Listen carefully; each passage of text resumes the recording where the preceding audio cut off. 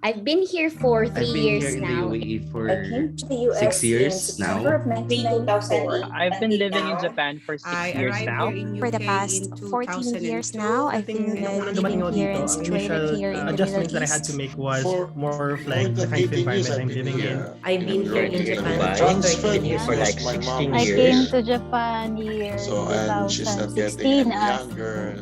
Overseas EPA. Filipino worker. Kasi hindi ganun kadali.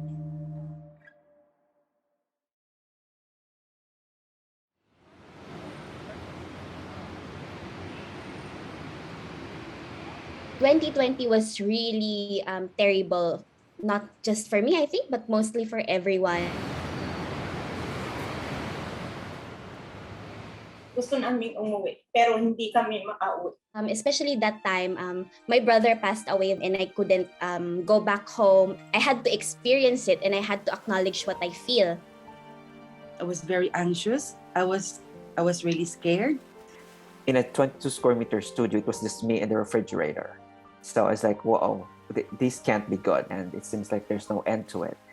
Parang, oh my God, ako pa naman hindi ako sanay nang nakatenga lang ako sa bahay. Alam mo yun, para akong magkakasakit. Napakahirap. Every day yung aming local city government keeps on reminding us that we have to be very careful because the hospitals are full. And of course, yung magtipid. We really have to find a way sa kuryente, sa tubig, sa pagkain. So, you really have to find a way na i-adjust mo yung income mo para lang ma-meet mo yung mga need mo everyday sa bahay. Dami na walang trabaho, walang may pambili ng grocery, ganito. Okay, so ang gagawin natin? My industry was greatly impacted, still is actually greatly impacted by the pandemic. I don't have a studio that's backing me up on my expenses. So if I don't have projects, if my projects don't make money, then I don't have money. Pag personal naman, madami din akong planong hindi ko nagawa. So another challenges is syempre natatakot kang pumasok dahil may COVID. Tapos kapag umubo yung pasyente, COVID ba to o hindi? Konti lang kayong staff, pero kompleto pa rin yung pasyente nyo, no? Same needs, same task, same things that you need to do. Tapos way back during that time, there's shortage of supply. So it's very scary, pero syempre kailangan mo pa rin gawin yung duty mo kasi sinong gagawa? Syempre, ayoko din ng COVID, pero I think COVID made me think and reflect really. I try to wake up early and try to read books kasi sabi ko, ano ba yung mga bagay na gusto kong gawin na hindi ko magawa dahil wala akong time. For me, I turned to music. I started learning the cello. Feeling mo may sense of accomplishment. I even realized at some point na kaya ko pala yun. We managed to adapt also the work that we need to do because everybody was very supportive and very willing to teach us what to do, even though it's not our specialty.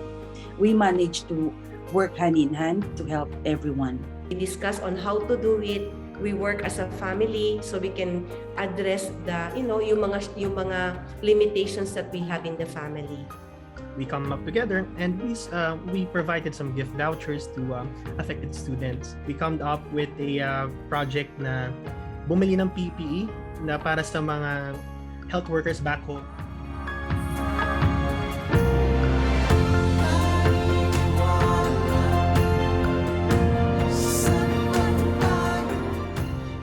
Would like to thank also the nurses and doctors and other frontliners na ginawa nila. They proved that the Filipinos are the best in taking care of patients, in taking care of us.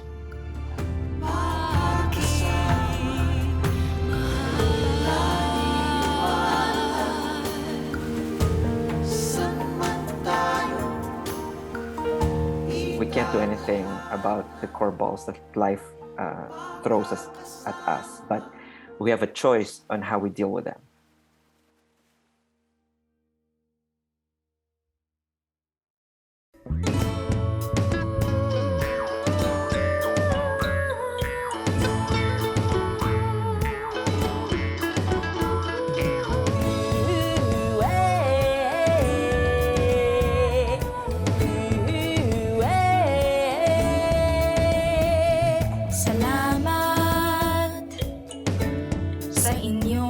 pagsisika.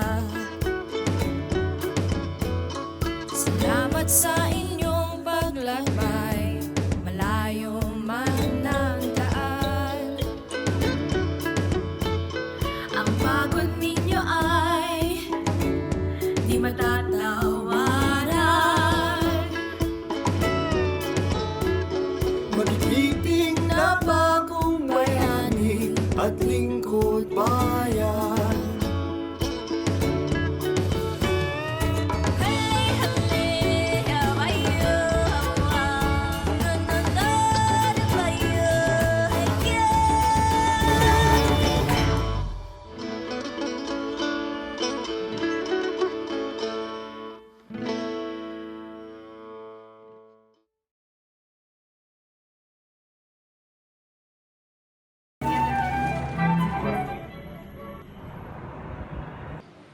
Umaga, pagdating magpapagising ng mga matatanda, then magpapakain, papatulog, lahat buhat, binubuhat mo, tapos papaliguan mo, tapos papakainin mo ulit ng lunch, papatulugin.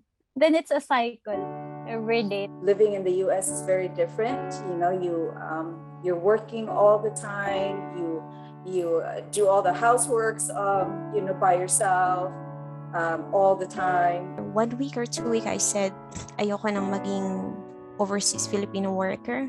Kahit nakasama ko yung mga magulang ko, iniwanan ko naman yung aking mga anak ng maliliit pa. Maliit pa yung aking anak. Kaya napakahirap. Napakahirap sa kalooban ng isang tao na lalayo sa kanyang pamilya. Hindi pa naman kagaya dati na ganito, na may video call, ang kailangan mo lagi tatawag ka lang sa Pilipinas, tapos ang mahal ng tawag, yung mga ganung bagay. Seconds lang ang usapan. Hirap ng kalooban na malayo sa family. Lalo na sa anak ko, nag-iisa lang. Mahirap sa pakiramdam mo. Pag kailangan ng anak mo yung kalinga mo bilang ina.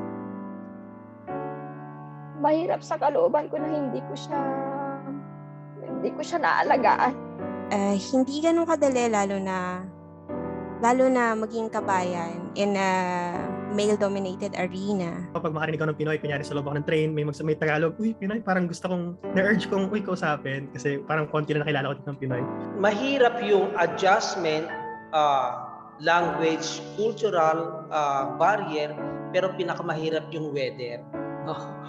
Dahil hindi tayo nasanay na may winter. Kung magdedepende ka sa amo, magugutom ka talaga. So, hindi lahat ng sahod mo is ipapadala mo sa Pilipinas. So, mag-iwan ka ng konti para pambili mo ng pagkain mo. Kasi sa food po talaga, yan po ang pinaka-main na problema ng mga kababayan natin dito. Self-respect and self-worth, kailangan laging meron tayo niyan abroad. Hindi naman tayo lahing alipin. We go abroad to work and not to be a slave. Ang nagbibigay sa akin ng inspirasyon, siyempre ang aking pamilya, ang aking mga anak, at saka sa aking mga magulang. Kasi siyempre, ako bilang anak, mas gugustuhin ko na ang magulang ko proud sa akin. Kaya more on pinagbubutihan ko pa para lalo pa rin akong may pagmalaki ng aking mga magulang. We protect our name in here. Like the Filipino community is really working together, and then we uplift each other. If I do or excel in this project or in this specific work, I'll make my country proud, I'll make my kababayan proud, and by doing that, tataas din ang tingin nila sa lahat. Inisip ko po talaga lahat yun kung ano yung goal ko, kung bakit ako pumunta dito, para saan yung pagpunta ko. Pag may tiyaga, may nilaga. Kaya ang puhunan ko dito sa abroad is tiis at tiyaga lang po. Lahat tiniis ko talaga. Sabi ko, kaya ko para sa mga anak ko. Mahal ko, kumusta ka? Matagal na kitang hindi nakikita. Saan mang bansa mapatpat, sana'y ayos ka lang.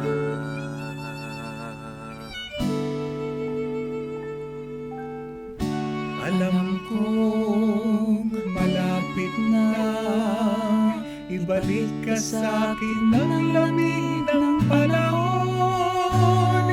Ito'y pananabik ng dibdib na mayakap ka. Sa Pasko, babalik ka, mabubuo tayong dalawa, yayakapin kita sa Pasko.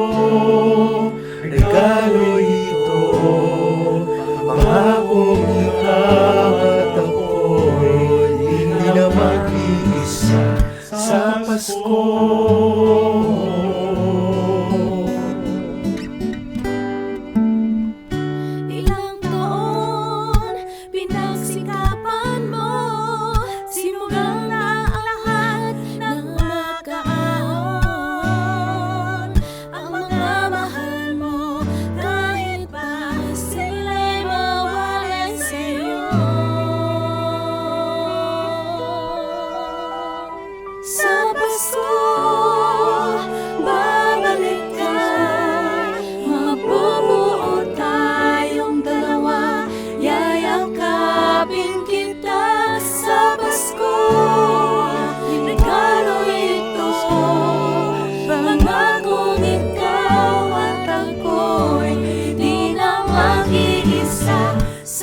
Dahil tila nabunaw ang mundo pag naiisip kang wala sa piling ko.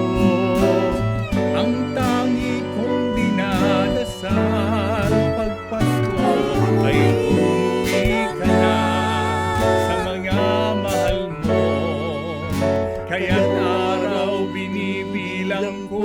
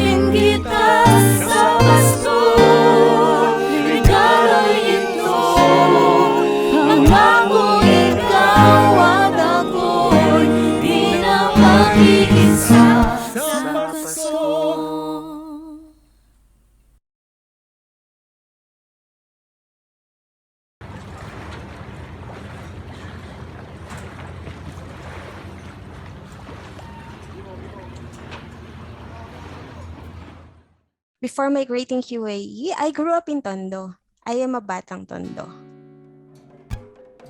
I'm originated from Mindanao, specifically in Sultan Kudarat and Cotabato. My mother was born in the Philippines. She's from the Philippines. Her family is from Batangas and Masbate. And your father is Hawaiian? No, he's basically a white guy from California. I was born, raised, and educated in Iloilo City. Actually, I grew up in the slums of Barangay Kalumpang, Molo in Iloilo City. We live in a compound where yung mga cousins ko are growing, we grow together. Nakikita mo sila every day, tapos you go out together, naliligo sa dagat, pupunta sa river together as a child. Because I remember that I didn't have much toys, and I also remember climbing up a guava tree and just to look at my neighbors, because their dad was a seaman. But I never felt jealous or felt sorry for myself that I did not have what they had. So it was actually a drive for me to strive harder. So I was very lucky. For my 6th birthday, my Lola and Grandpa took me to the Philippines, and I had the time of my life. Yeah, my Lola had all the plastic, the Jesus arrangement, the nativity scene, and Santa Claus and reindeer and angels, and they're like plastic with lights inside, and so that was like a thing, and stringing up lights and that sort of thing. So that's I would say that Christmas was probably the biggest Filipino holiday of them all. Mula pa ng September, nagse-celebrate na tayo ng Pasko sa Pilipinas. May mga dekorasyon na doon. Patapos yung mga pagkain, mga simbang gabi, iba na yung simbang gabi, yung mga caroling, wala nagkakarol dito. And Christmas song, September pa lang nagpapaplay na dun sa Pinas. Dito wala eh. Kahit December, wala kang maririnig na Christmas songs kung hindi ka pupunta sa malls. I miss that in the Philippines, simbang gabi.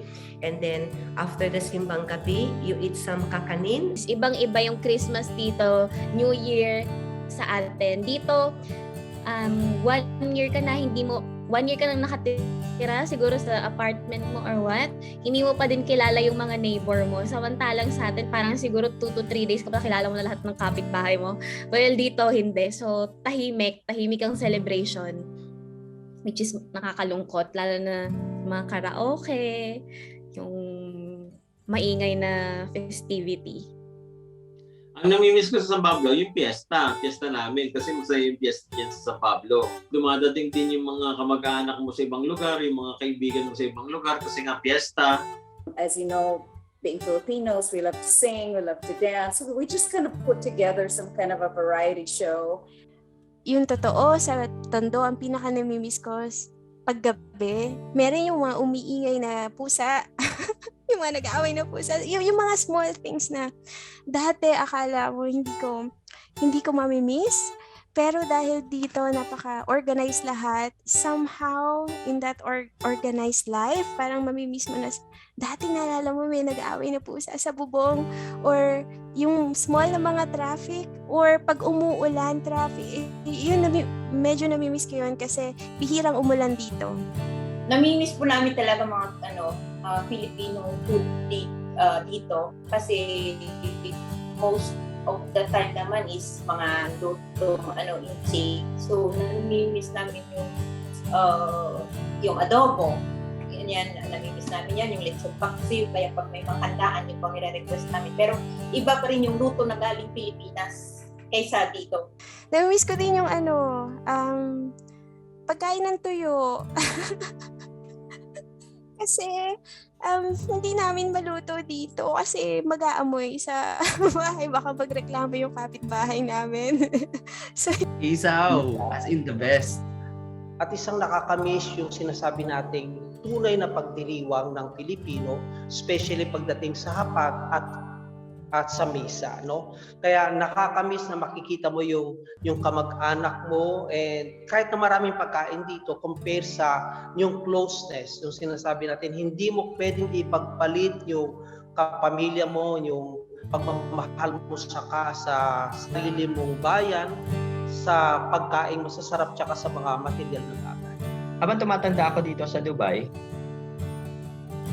masyadong mabilis yung panahon dito eh.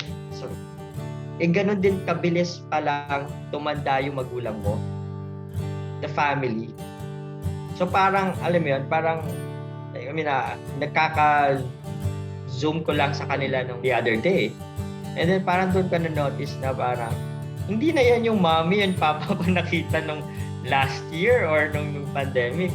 So, kumbaga parang, yun yung mamimiss mo, yung sila, yung pamilya mo. Wala yung material na bagay, wala yung pagkain, wala yung mga hamon pag Pasko. It's not them. It's your family talaga. Ang hindi mo mapagpapalit. Walang katulad sila dito. Yun talaga yung pinaka-namimiss ko, yung embrace ng Pilipinas. I've been to over 30 countries in the world, but I always have a special spot for the Philippines. No place like home. There's no more children on the streets anymore. There's no more future for them to hold on to. We do to play our own games, but we cannot solve all the mysteries. Maybe if we try to open up, our minds won't be broken. We'll be just like children. Oh Lord, come and take me to a place I once believed was yours. No one can ever break my heart, 'cause you love me more. No, no, no. Spread my wings, spread my love, 'cause I love you too. Spread my wings, spread your love, 'cause I love these children that I know. From a place we go home. Home, home, home, home, home, woo-hoo. Bring us back home.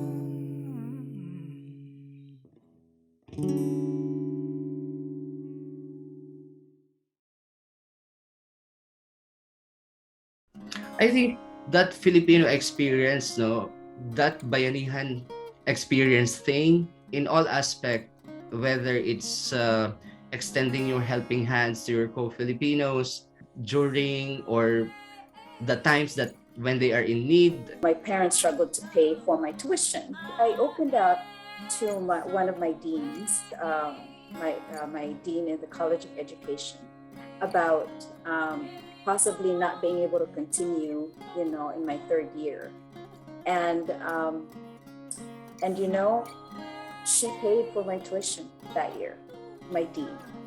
And my friends, my classmates pitched in to buy me my books and to buy another set of uniform. Yung upbringing mo iba eh. Pag merong kababayan na kumatok sa pintuan mo, hindi mo yung pagsasara ng pinto eh. Bubuksan mo, papakainin mo, bigyan mo ng damit. Kumbaga, hospitality is there, pero yung before hospitality, may kakatok mo na sa puso mo, and that's malasakit. I sort of made a pledge to myself that whenever I am put in a position where I can return the kindness that other people have shown me when I needed it the most, that I will do that. I will take the opportunity to do that. We are serving the Filipino community without expecting anything in return from them. Group namin is a group of medicals which is consist ng nurses, midwives, therapists po, at saka caregivers po. So every Sunday po yan, or kahit sino mag-invite po sa amin, sa community, ang binibigay po na service namin is yung sa pag-take ng blood pressure, at saka pag ngayon na-start na din po namin mag-take ng blood sugar, and yung sa massage. Yun po talaga ang main na binibigay namin na service sa Filipino community. Matyaga, mapag-alaga, yun yung culture natin eh. It comes with us naturally.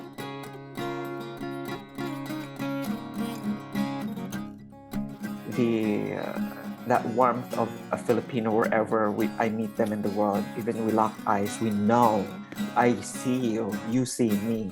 So that is very special to me.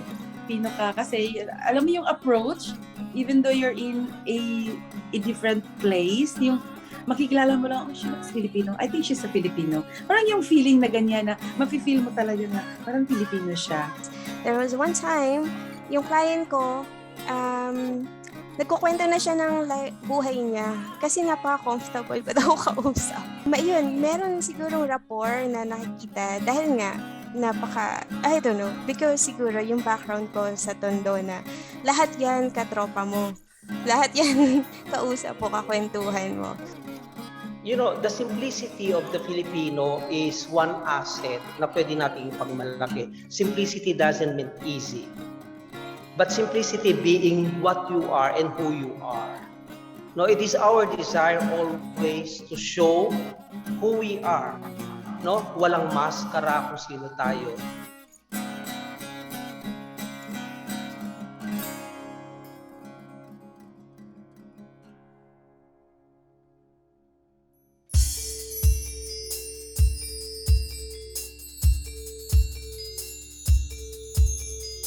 We find simple happiness in very simple ways. Parang laging masaya lang yung mga Pilipino, magaling magdala ng problema. Yung kahit anong mangyari, humahanap pa din ng rason para tumawa. Na regardless of so many challenges, we always stand and we always believe on ourselves. Tayo mga Pilipino, mga kalaban, hindi tayo nagpakapaapi kahit saan. Isa sa nakuha ko sa mother ko is yung tatag.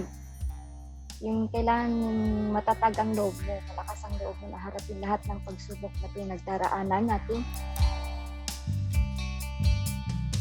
Pinalaki kasi tayo ng mga parents natin na there is always pag-asa. Filipinos are known for being persevering, and at the same time, they like challenges, no? So pag sinabing Pilipino, hindi basta-basta sumusuko. Siguro napakagandang ipakita natin, hindi lang sa iba, ngunit sa sarili natin na hindi hadlang yung kahit anong barriers. At the hotel or in the retail store or wherever, every comment I get is how hardworking Filipinos are. The reason behind why they're looking for Filipinos, not because they are talented, but because they work with their heart, they work with the whole of their person. Being a nurse, you should be naturally caring. You cannot train to be caring for 2 hours and then not be caring after 2 hours. We treat patients as our own. We give the best to our patients. I think Philippines is the most supplier of quality nurses around the world. OFWs are really the pillar that is building the Philippines, and OFWs have a huge amount of power to make change.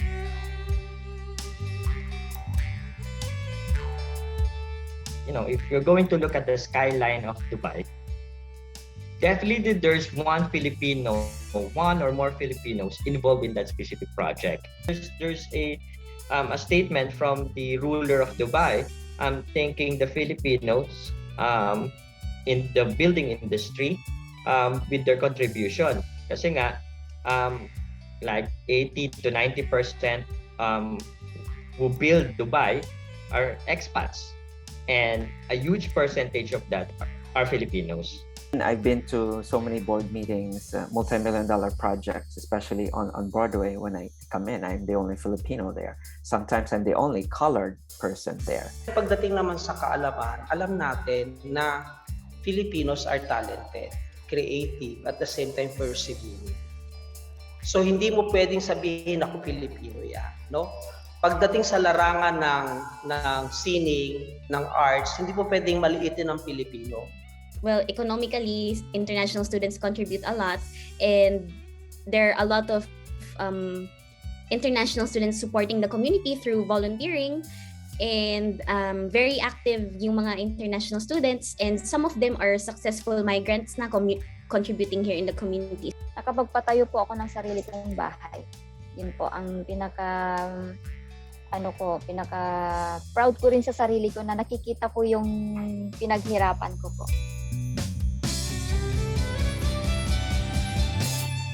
Nakilala ko sarili ko. Alam ko na kung kailan ako nagagalit, kailan ako masaya, kailan ako dapat huminto. So decide to be yourself. You are a Filipino, and don't underestimate the gifts that you have, the training that you have in the Philippines. Pwede nating ibahagi ang malaking bagay na wala ang buong mundo.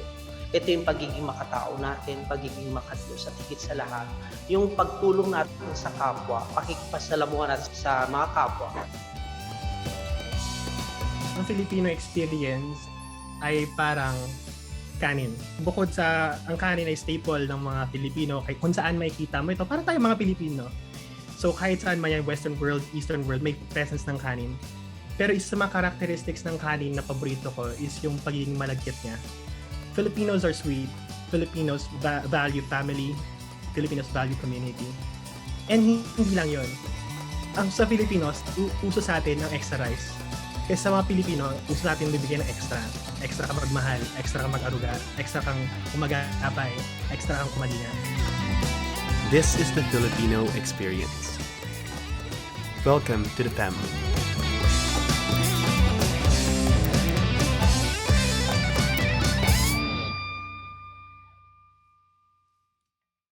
Paano ba nasasabing ang silid ay silid lang at hindi ang dekadang nagdaan?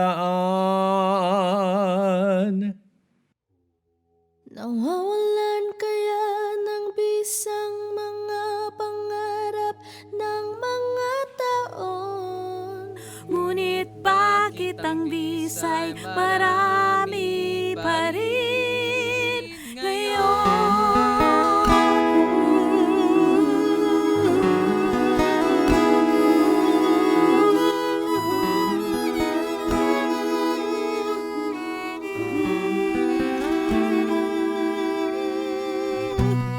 Tao tayong may mga pangitain,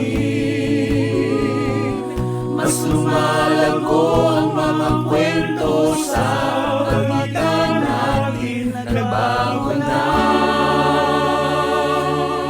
ang panahon,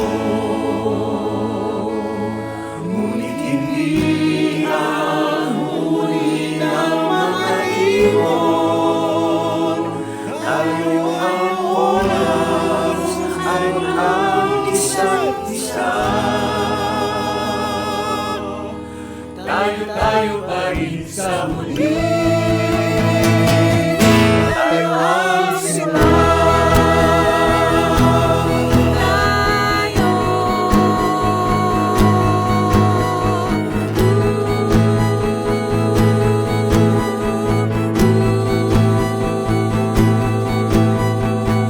Paano ba nagiging tunay ang mga puwang at hindi guni-guni lang ng mga taong namimiss? Sa kabilang pampas, layo ay nakakabuang. Kung umulit naman ay paminsan-minsan na lang ngayon.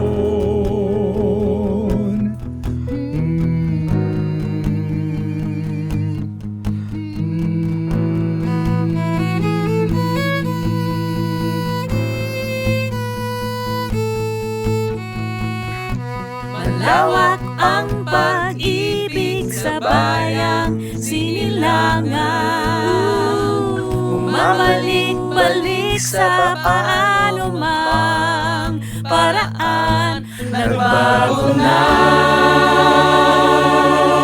ang panahon, ngunit hindi ang huli ng mga ibon. Tayo ang oras at ang isa't isa. Tayo pa rin sa huli. Nagbago na ang panahon, ngunit hindi ang huli ng mga ibon. Tayo ang oras at ang isa't isa.